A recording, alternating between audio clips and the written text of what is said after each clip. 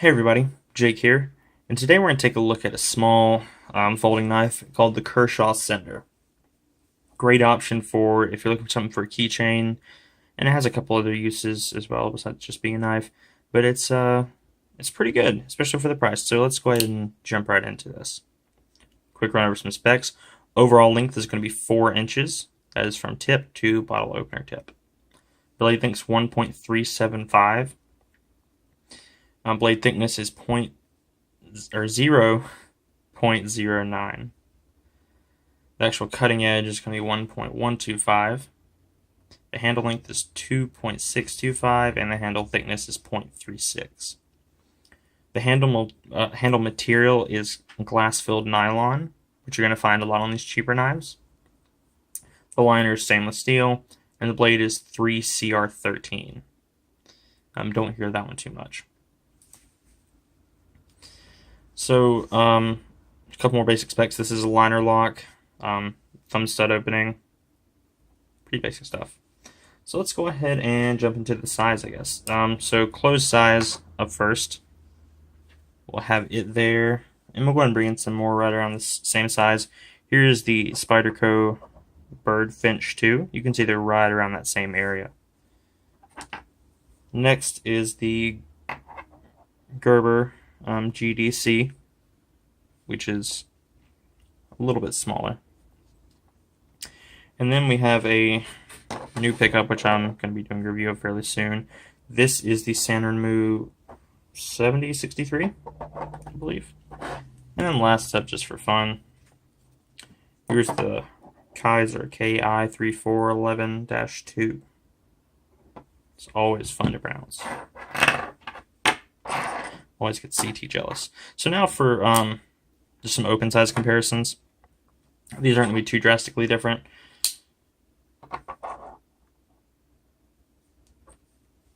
We just kind of show you what you're getting for about that same size.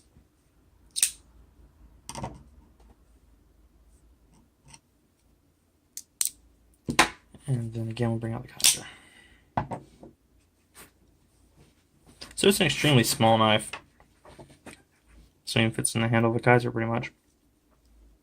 But that's one of the biggest perks to it. If you're looking for a knife that small, you're not going to pick it up on accident thinking it's a rugged outdoors knife for your bushcraft survival, backpacking adventure into the apocalypse wilderness.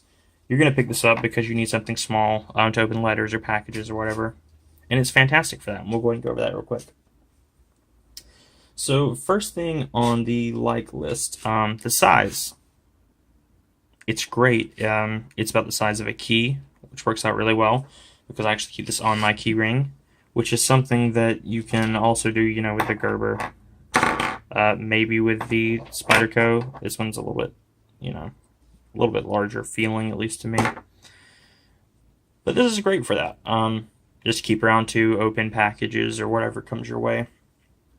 You can just pull out your keys, which you already have on you, and it works great for that. Next up is the ergonomics. So this is actually a super small knife, but because of the way they've designed it, it fits really well in your hand. One finger there, 2 fingers here, and your pinky finger will kind of hang off if your hands are as big as mine. But because of the width of the blade and the way they have it designed, you can really get a really good grip on it. So I was really surprised about the ergonomics of this. Next thing up is the bottle opener. Most people, or at least guys, keep one of these on their keychains anyway. If you drink beer or soda or whatever, you're bound to have one. So this just takes up a little more space than a regular bottle opener would, and it kind of looks like a cute animal, so it's a nice bonus. I'm not sure what kind of cute animal that would be. You can leave a comment and let me know what you think that is. Maybe a turtle? I don't know. Next thing up is going to actually be the keychain / lanyard hole, because this will work for both. So if you want to keep this, in your watch pocket on your jeans and keep a little lanyard attached to it, you could pull out and there you go. Or you can keep it on your keychain, like I said, like I tend to, because it's about the size of a key, honestly. A little bit shorter, but about the same size. So it kind of blends in really well. Next up is actually the thumb stud, and the opening in general. So this is big enough for a thumb. Maybe not quite my thumb, but some people's thumbs, I'm sure. So you can actually put your thumb here And instead of pressing down on the thumb stud and flicking it out, you can just put your thumb here and just kind of push up. And it doesn't cut into your thumb, even though it looks really pointy, because it's really just sitting in there on the outside. So it works great. You can kind of flick this knife. I wouldn't recommend it with it being so small. I've tried to flick it several times and thrown it, a foot across my desk, which I did actually a little bit before filming this video. So don't try that. That's stupid. Next up is actually the blade thickness. This isn't a super thick blade, but it's not too thin either. I wouldn't recommend using this for any hard use scenarios, but it's not bad. It's just thick enough to where I don't have to worry about it. It's just a hair thinner than the Spyderco, or Bird, I'm sorry. I don't mean to offend people out there. And about half the width of the Kaiser. So, it'll slice through tape, paper just fine. And luckily, that thumb stud's kind of out of the way of the cutting path, pretty much. So, if you're not bearing down and to really get inside that box, you can pull it back and it'll slice just fine without paper or cardboard or whatever else. That's stupid. Without paper or cardboard or whatever else getting snagged on that. Don't point at your knife blade when you're not looking. It didn't cut me, but it was kind of scary.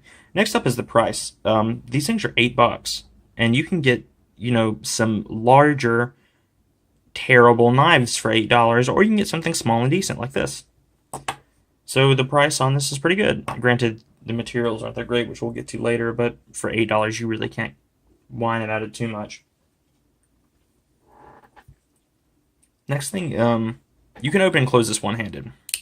You can open and close it one-handed, because again, that thumb cutout's there, so you can press on the whole liner and just close it. Now this is something you can't do with the Spyderco. Bird, I'm sorry. You have to have two hands to close it because it's a backlock. You can't do this with the Gerber GDC because one has a nail nick. You have to open it two-handed. You can maybe try to close it one-handed, but I haven't had any success because it's actually a frame lock. And on a knife this tiny, that's really, really hard to get around. So I prefer to just, make sure I'm not going to slice my finger off and close it with two hands. This one you really don't have to worry about. So if you're holding an envelope in your other hand, or you have a package in your other hand or whatever, you can, open this up and cut into it. Or clamshell plastic for the other new knife you just bought. Works great for that. So it's really easy to use, even if it is on a keychain or something. And the last thing on the like list is actually the sharpening choil. There's a really small one right here, and this is a tiny blade, so you don't want to struggle too much while trying to sharpen it. So it's nice to have that. On to the neutral list. First up is the materials. This is again glass-filled nylon and 3CR13 steel. So it's not great. For something this size, I kind of wish they'd put more into it, but that probably would have raised the cost a little bit. So I'm not too bent out of shape about it. Next thing is going to be the aesthetics. It looks funny as hell. This is a very strangely shaped knife, not knife. So you can see this is a normal looking knife. Even the Gerber looks less silly than the Kershaw does, and it's a pretty silly looking knife. I don't know.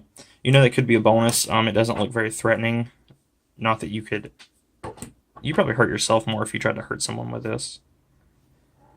But it doesn't look great. The giant cutout's great for ergonomics, but it looks stupid. The bottle cap looks like a turtle. Just overall, it's a very strange, wavy looking knife. So there's that. Next thing is the Teflon washers. Can't expect much more in this price range, which I've covered before, and they're actually fairly smooth for Teflon washers, but you can definitely feel them kind of like sticking as you open it. It's very, very kind of unsatisfying feeling. And the last thing on the neutral list is the jimping back here. This doesn't do a damn thing. It's too small to do anything really. You can feel it there. But that's about it. So it's something. it doesn't really help because, again, usually when I'm cutting with this, my finger's up here. I rarely hold this back here just because I can't get enough purchase on the knife. So I prefer to hold it about there. So the jimping doesn't do anything for me. And even when you do hold it here, it doesn't feel that much different than the rest of the bag just because of how small the jimping is. So that's just something to consider. First up on the dislike list, the branding. This is a huge, huge Kershaw branding. Or at least it looks huge on this blade because it takes up so much of it. Try to get this into focus for y'all. So you can see that takes up a good portion of the blade. And on the other side, you have the designer is Rick Hinderer, made in China, or just China, and then 1025, which is actually the model number of this. And I'm guessing that's a maker's mark. I'm not actually sure. But the Kershaw logo is just huge. And luckily, it's kind of an outline, so it's not too terrible. But even then, it's just a massive logo on such a small blade. I kind of wish they'd done it like they did the China, or maybe the Hinderer, just kind of kept it up here somewhere out of the way. But it's there. Next thing is actually when you're bearing down with this knife, which I don't recommend. This is not a knife you bear down with. This is a knife you open a letter with. But if you are bearing down with this knife to cut into something, there's several hot spots here. The biggest one being the fact that the scales only cover about 50% of this side. The rest of this is all left open. So that leaves a nice thin surface to be pushing into your fingers. That and the tiny liner there cuts in as well. Some of the bottle cap opener is a little sharp. Just things like that. Just a lot of little complaints. But you really don't need to be gripping this knife super hard and pushing down. So, let's see, what else do we have here? Last thing on the dislike list, the handle pattern. If you color this pink and blue and yellow and green, this would be something out of the 80s. It's rectangles and zigzags. Yeah, he definitely looks, that's definitely a turtle. I mean, you can still leave a comment, but I'm pretty certain it's a turtle. But the handle pattern's ridiculous. And Kershaw has some ridiculous handle patterns. If you actually look at the shuffle, it's just a bunch of Ks just crossed together to form some terrible pattern. But despite those couple of things, this is a wonderful knife for the price. If it were between this and the Spyderco, which I believe are Bird, I'm so sorry. I know everyone out there is hating me right now because I keep calling Bird Spyderco, and they're like, it's not the same. They're really about the same size. Now, you do get a lot more blade with the Spyderco, or at least it seems like a lot more. It's not that much more, but it's certainly more. And if that's something you're looking for, you know. And, of course, they're different blade shapes, too. This is sheep's foot, obviously, so you're not going to get the same kind of, like, puncture power that you will with a Spyderco. Or Bird.